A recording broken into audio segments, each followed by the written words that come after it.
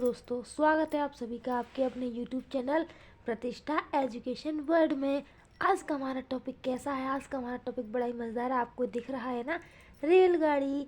यानी कि आज का हमारा टॉपिक रेलगाड़ी से संबंधित है कि रेलगाड़ी के क्वेश्चंस एग्जाम में किस तरह के आते हैं। आज हम उन्हीं सारे क्वेश्चंस को सॉल्व करना सीखेंगे, वो भी ट्रिक्स के साथ, क्योंकि बिना ट्रिक के तो कुछ भी नहीं है।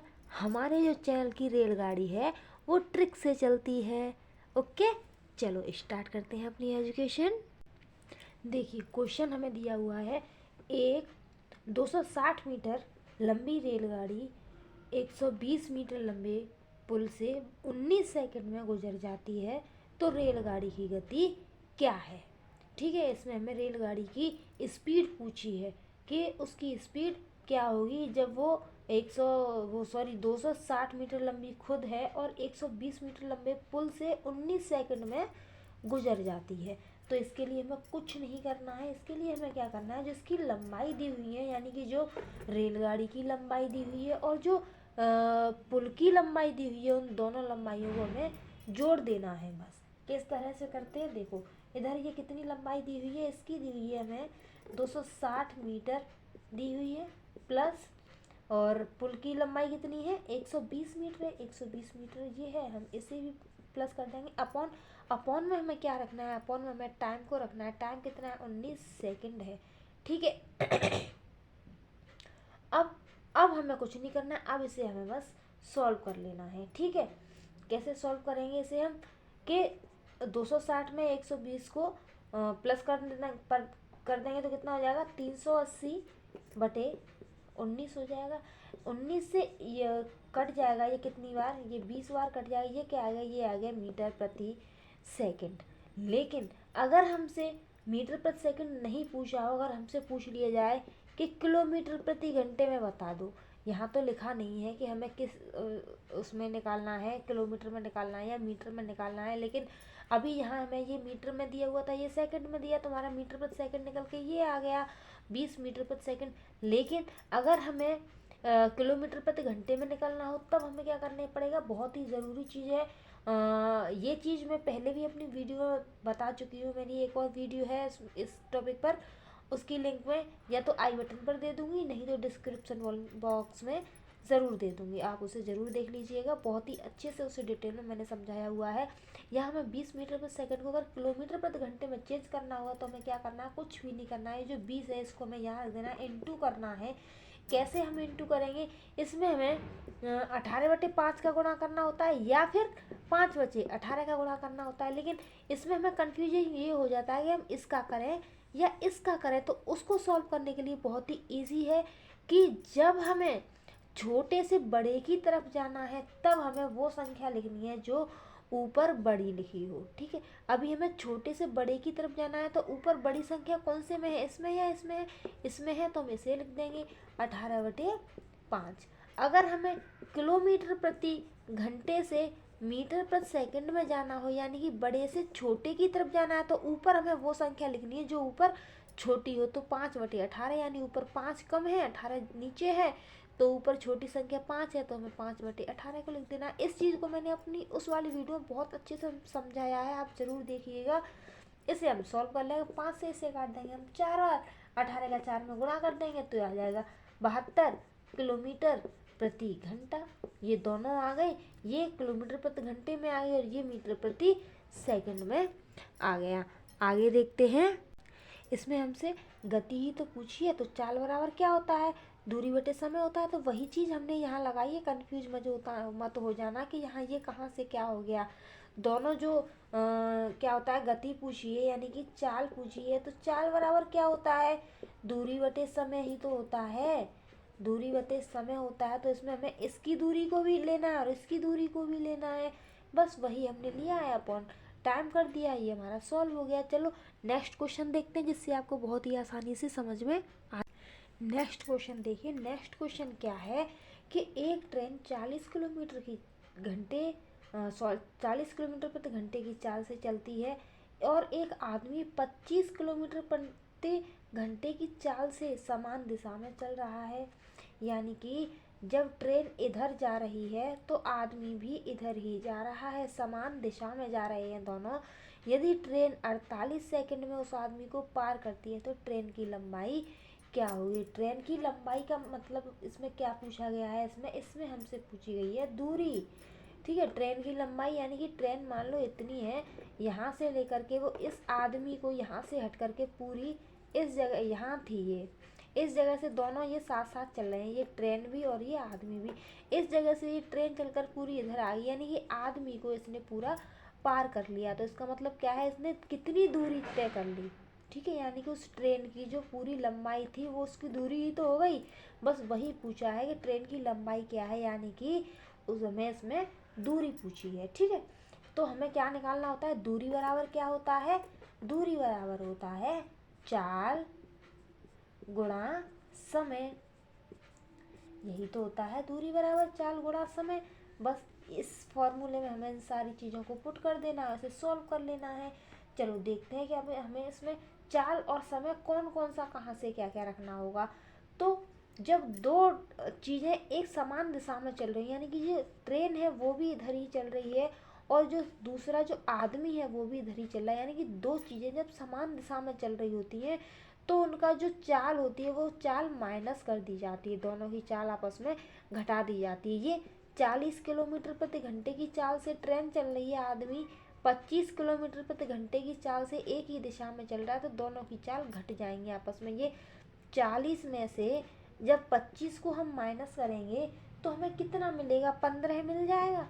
15 किलोमीटर प्रति घंटा हमें मिल गया। ठीक है, अब हमें क्या करना है, ये हमें मिला है 15 किलोमीटर प्रति घंटा, लेकिन यहाँ ट्रेन ये जो हमें टाइम दिया हुआ है वो हमें दिया है सेकंड में, यानी कि या तो हम इसे चेंज कर लें घंटे में या फिर इसे चेंज करना है हम मीटर में। दोनों को हमें एक ही चीज़ में लाना होता है। यहाँ अगर किलोमीटर प्रति घंटा है तो यहाँ हमें टाइम को भी घंटे में लेना है, और अगर हमने टाइम को सेकंड में लिया हुआ है तो हमने दूरी को भी मीटर प्रति सेकंड में लेना होगा। तो इसके लिए हमें क्या करते हैं, इसके लिए हम इसको चेंज करते हैं, ये जो सेकंड है इसे भी हम सेकंड के हिसाब से ही चेंज करते हैं। जब हम 15 किलोमीटर प्रति घंटे को हमें जब सेकंड में चेंज करना होगा, सेकंड का मतलब क्या है, हमें बड़े से छोटे की तरफ जाना है, यानी कि ऊपर हमें छोटी वाली चीज़ को लिखना है, यानी कि 15 गुणा 5/18।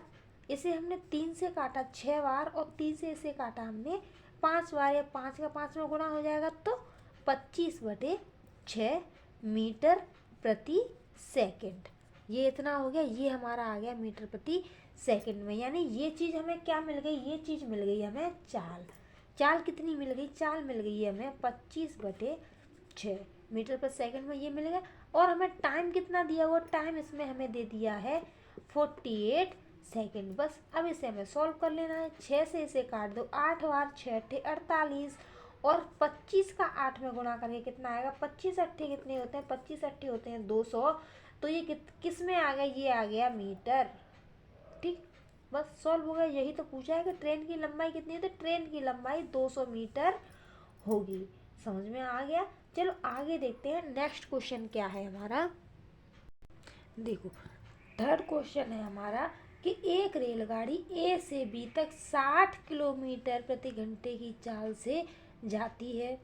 यानी कि कोई एक रेलगाड़ी है, ये है हमारी रेलगाड़ी।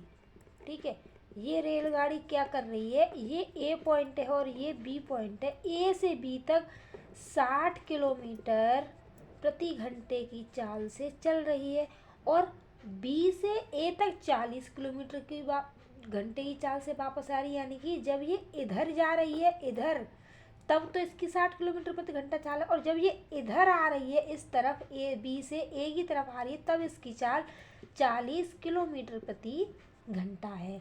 इसमें इस चाल से ये वापस आ रही है। इस यात्रा के दौरान रेलगाड़ी की औसत चाल क्या होगी, इसकी हमें औसत चाल पूछी है। तो इसमें हमें कुछ भी नहीं करना है। क्यों? क्योंकि औसत चाल के लिए हमें एक फॉर्मूला लगाना है कि औसत चाल बराबर क्या करना है, हमें 2x और y लिखना है और नीचे x प्लस वाई करना है। एक्स वाई और एक्स वाई क्या है, x यहाँ हमारे ये है, हम यहाँ लिख देते हैं x बराबर 60 और y बराबर 40। बस इस फॉर्मूले में हमें पुट कर देना है और इसे सॉल्व कर लेना है, यानी कि 2 इंटू एक्स की जगह पर हमें 60 रखना है, 60 रखना है, इंटू वाई की जगह पर 40 रखना है, अपॉन x प्लस वाई यानी कि 60 प्लस 40। इसे सॉल्व कर लेते हैं, 2 इंटू 60 इंटू 40 अपॉन ये जुड़ करके 100 हो जाएगा। एक जीरो से एक जीरो कट जाएगा, इस एक जीरो से ये एक जीरो कट जाएगा, तो क्या बता 6 दूनी 12 और 12 चौक 48, तो ये आ गया 48 किलोमीटर प्रति घंटा। यानी कि इस यात्रा के दौरान, यानी कि जो रेलगाड़ी ए से बी तक जा रही है और बी से ए तक वापस आ रही है, इस पूरी यात्रा के दौरान उसकी जो औसत चाल होगी वो 40 किलोमीटर प्रति घंटा होगी। आप अगर हमारे चैनल पर नए आए हो तो प्लीज़ चैनल को सब्सक्राइब जरूर कर लीजिए, क्योंकि मेरे चैनल पर हर वीडियो ट्रिक के साथ चलती है और बिना ट्रिक के हमारे चैनल की रेलगाड़ी बिल्कुल नहीं चलती है। मैथ का कोई भी टॉपिक हो, किसी भी तरह का हो, हर टॉपिक को हम कंप्लीट कराएंगे और करा रहे हैं। और आपके पास ऐसा कोई टॉपिक है जो आपको नहीं आ रहा हो तो प्लीज़ हमें कमेंट बॉक्स में ज़रूर बताइए, तो मैं आपके उस टॉपिक को ज़रूर सॉल्व करके आपको बताऊंगी। ओके, चलो बढ़ते हैं आगे। देखिए नेक्स्ट क्वेश्चन है कि दो ट्रेन जिनकी लंबाई 132 मीटर और 108 मीटर है, एक दूसरे के विपरीत दिशा में, विपरीत दिशा का मतलब क्या है, ये ट्रेन इधर जा रही है तो ये वाली ट्रेन इधर आ रही है। ऐसा नहीं है दोनों ट्रेन इसी दिशा में जा रही है, दोनों ट्रेन इधर ही आ रही है, नहीं, एक इधर जा रही है तो दूसरी इधर जा रही है। ऐसे विपरीत दिशा में 32 किलोमीटर प्रति घंटा व 40 किलोमीटर प्रति घंटे की चाल से चल रही हैं। जिस क्षण वे परस्पर मिलती हैं उस क्षण से वे एक दूसरे को कितने समय में पार करेंगी। ठीक है, यानी कि जब ये दोनों ट्रेन एक दूसरे से मिलती हैं आपस में, तो ये दोनों, यानी कि ये जब इधर और ये ऐसे यूं करके यूं मिलती हैं, तो पूछा है कि ये दोनों एक दूसरे को कितने समय में पार करेंगी। ठीक है, तो इसके लिए हमें क्या करना है, इसके लिए कुछ नहीं करना है। जैसे मैंने आपको बताया था कि जब अभी एक ट्रेन और एक आदमी दोनों एक साथ एक ही दिशा में जा रहे थे, तो हमने उनकी दोनों जो बीच की जो दूरी थी, उसका लंबाई जो चाल थी उसका हमने क्या किया था, माइनस किया था, उस परस्पर उसकी चाल को हमने घटाया था, अंतर निकाला था। लेकिन यहाँ क्या हो रहा है, यहाँ एक ट्रेन इस तरफ जा रही है, दूसरी ट्रेन इस तरफ आ रही है, तब हमें क्या करना है, तब हमें दोनों चालों को प्लस कर देना है बस, और हमें कुछ नहीं करना है। तो हम यहाँ रखते हैं, क्या कह रहा है कि दो ट्रेन जिनकी लंबाई 132 मीटर और 108 मीटर, तो दोनों की लंबाई को हम यहाँ रख देते हैं 132 प्लस 108, और एक दूसरे विपरीत दिशा में 32 किलोमीटर और 40 किलोमीटर, इससे यूँ रख दो, यूँ करके यूँ, ये कितना है 32 और ये कितना है 40। अब इसे हमें सॉल्व कर लेना है।